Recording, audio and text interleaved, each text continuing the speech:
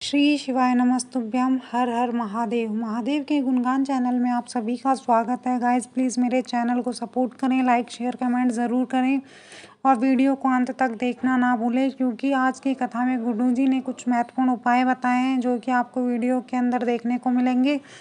गुरु जी के मुख से ही कि फुलेरा दोज के एकमात्र धतूरे से क्या होता है, या फिर शिवरात्रि पर क्या होता है, या फिर हरतालिका तीज के फुलेरे के मात्र दर्शन करने से हमें क्या क्या प्राप्त हो जाता है, यह सब आपको देखने को मिलेगा।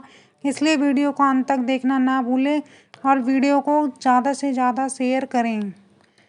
और आज की कथा में गुरुजी ने बताया है, चतुर्थ दिवस की कथा चल रही है, अष्टविनायक कथा, जो कि पुणे महाराष्ट्र में चल रही है।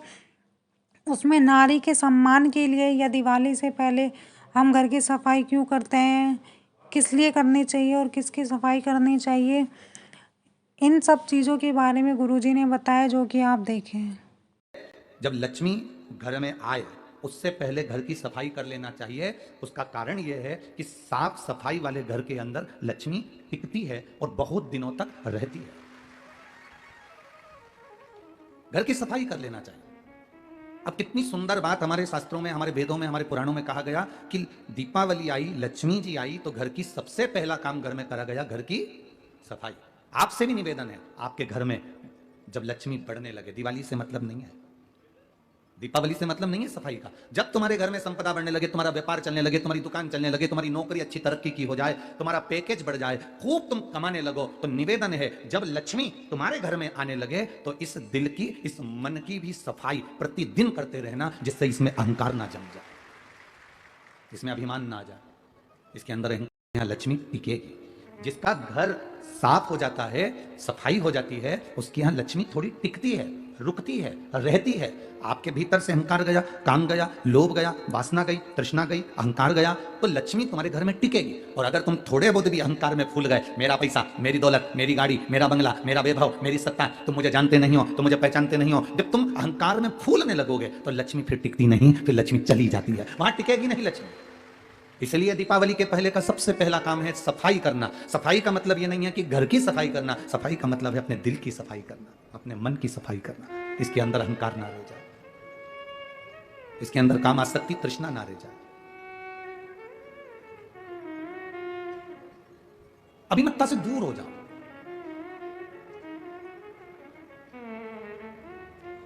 शिव महापुराण की एक बात अपनी जिंदगी में बहुत अच्छे से उतार कर रखी है, जो आपके जिंदगी में, आपके भी जीवन में और हमारे भी जीवन में काम आती है। कभी बहुत बड़े विद्वान मत बनना और बहुत बड़े ज्ञानी मत बनना।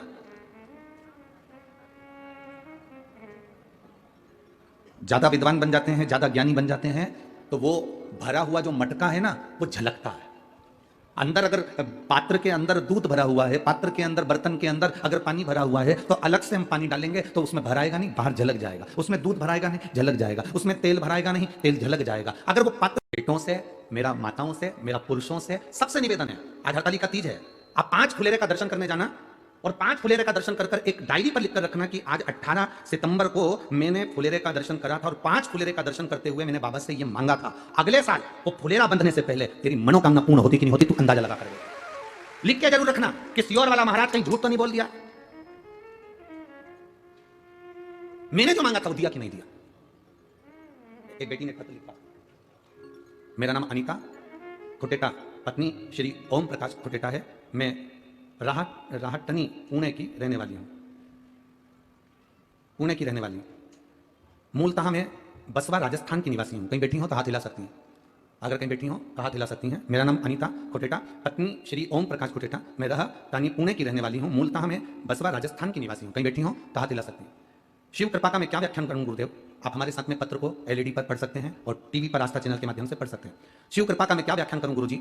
मेरी पुत्री जो कि पिछले 10 वर्षों से राजकीय सेवा में अध्यापिका के पद के लिए प्रयास, उस फुलेरे का दर्शन मैंने अपनी बेटी से कहा कि वो कर, और बाबा की कृपा का मैं क्या वर्णन करूं। राजस्थान सरकार में इसने बहुत पहले एक एग्जाम दिया था शिक्षक पद के लिए, जिसकी नियुक्ति बाबा ने बस फुलेरे का दर्शन कराकर इसको उस सरकारी शिक्षिका के पद पर नियुक्ति प्रदान की। यह शिव तत्व है, इसको बड़ी कहते हैं।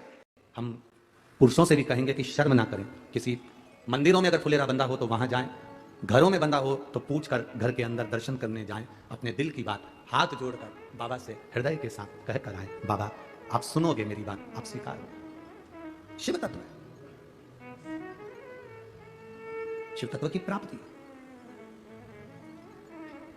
एक फुलेरा दूज का धतूरा सुना है ना कथा में? शिवरात्रि के बाद जो फुलेरा दूज आती है, फुलेरा दूज का धतूरा उसमें, और एक शिव हरताली का तीज का फुलेरा, ये बहुत एक फुलेरा दूज के धतूरे का भी एक संवाद बड़ा सुंदर है। देखिए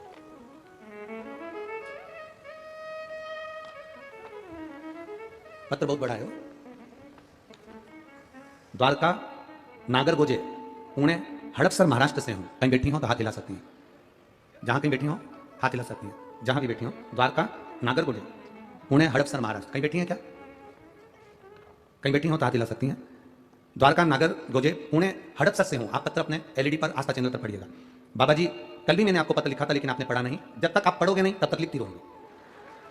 बाबा जी पिछले 12 साल से मेरी पीठ में और गर्दन के अंदर, गले के अंदर 2 गठान थी, बहुत त्रासदी थी।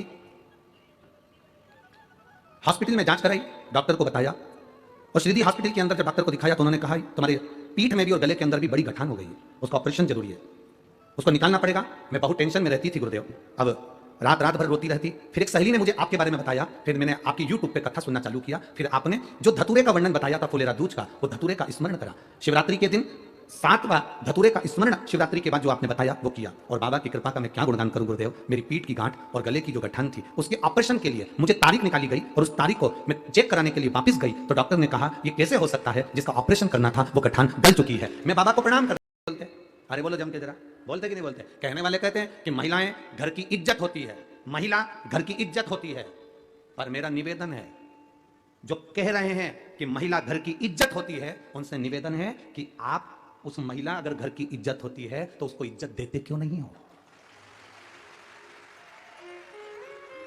कहने में और करने में अंतर है। कहने वाला तो कह देता है कि महिलाएं घर की इज्जत होती हैं, महिलाएं घर की इज्जत होती हैं, तो तुम कह तो रहे हो, पर अपने घर की महिला को इज्जत देना सीखो, अपने घर की महिला को आदर देना सीखो। केवल कहने से नहीं होगा कि महिला घर की इज्जत होती है। महिला को जिस दिन तुम इज्जत देना चालू कर दोगे उस दिन घर की इज्जत महिला होती है, तब मान्य होगा। ये तो दुनिया के लोग कुछ भी नारी को दिया ऐसा सम्मान दुनिया में कोई नहीं दे सकता। मेरे भोले बाबा जो दिए वो सम्मान कोई स्त्री को नहीं दे सकता। कौन दे सकता है? शंकर भगवान का शिवलिंग जमीन पर, शंकर भगवान का शिवलिंग जमीन पर, पार्वती जी जमीन पर हैं क्या? जम के बोलो जरा। नहीं, पार्वती जी को थोड़े ऊंचे स्थान पर शंकर जी ने विराजमान करा। 12 ज्योतिर्लिंग का दर्शन करने जाना, शिव मंदिर में दर्शन करने जाना, शंकर भगवान बिल्कुल जमीन पर शिवलिंग रखा हुआ है और पार्वती जी थोड़े ऊंचे स्थान पर बैठी हुई हैं, थोड़े ऊंचे स्थान पर बैठी। इतना आदर मेरे देव अधिदेव महादेव ने नारी का करा है, इसीलिए तो सबसे ज्यादा संख्या में शंकर भगवान की पूजन करती कौन है? नारियां करती। कारण क्या है? क्योंकि उन्हें आदर दिया है, उन्हें सम्मान दिया है। जो अपनी नारी का सम्मान करते हैं, जो स्त्री का सम्मान करते हैं, जो आदर करते हैं नारी का, जो नारी के लिए शब्द श्रेष्ठ बोलते हैं, नारी उसका आदर करती है। नहीं मिला, आपने अपनी पत्नी को आदर दिया तो लिख कर रख लेना, तेरी पत्नी भी तुझे आदर देना प्रारंभ कर देगी। सम्मान देना पड़ेगा, पहले देना है फिर लेना है। दुनिया के लोग पहले देते नहीं है, लेने की आशा ज्यादा पड़ जाती है। सास को लगता है मेरी बहू मेरा सम्मान करे, तो मेरी सासुओं से निवेदन है बहू का सम्मान तुम चालू कर दो। हमें लेने की आदत ज्यादा है, हमारी आदत इतनी बुरी हो गई ना कि हम लेना जानते हैं पर देना नहीं जानते। मेरी बहन राखी पे राखी बांधने आएगी तो अपने भतीजों के लिए कौन कौन से कपड़े लेके आएगी। अब आशा लगी है कि बहन आ रही है, ननंद आ रही है तो हमारे लिए कुछ लाए, ननंद आ रही है, बहन आ रही है तो भतीजों के लिए कपड़े लाए, बहन आ रही है, ननंद आ रही है तो हमारे लिए कुछ लेकर आए। बल्कि आस ये होना चाहिए कि जीजी तू आए तो कुछ लेकर मत आना, बाबा ने हमको इतना सामर्थ्यवान बनाया है कि हम तुझे देकर भेजेंगे। बाबा ने हमको इतना सामर्थ्यवान बनाया है कि हम तुझे देकर भेजेंगे, तू लेकर मत आना जीजी। यहां पर सब है। आदत तुमने ऐसी बना ली कि बस तुम्हें लेने की आदत हो गई, देने की नहीं हुई। और मेरा निवेदन है सासुओं से भी, मेरा निवेदन है बहुओं से भी, मेरा निवेदन है पतियों से भी, मेरा निवेदन है पत्नियों से भी, मेरा निवेदन है भाई और भाभियों से भी, मेरा निवेदन है जीजी और जीजाओं से भी कि तुम दूसरे को सम्मान देने की आदत डाल लो, तुम्हें सम्मान मिलना प्रारंभ हो जाएगा। तुम दो तो पहले, तुम प्रदान तो करो पहले, तुम दे ही नहीं रहे हो और लेने की आदत डाल ली तुम्हें कि मुझे कोई दे दे, मुझे सम्मान दे दे, मुझे आदर दे दे, मुझे सत्कार कर दे। तुम मीठी वाणी बोलकर सम्मान देना प्रारंभ करिए, वो मीठी वाणी बोलकर तुम्हें आदर देना प्रारंभ कर देगा।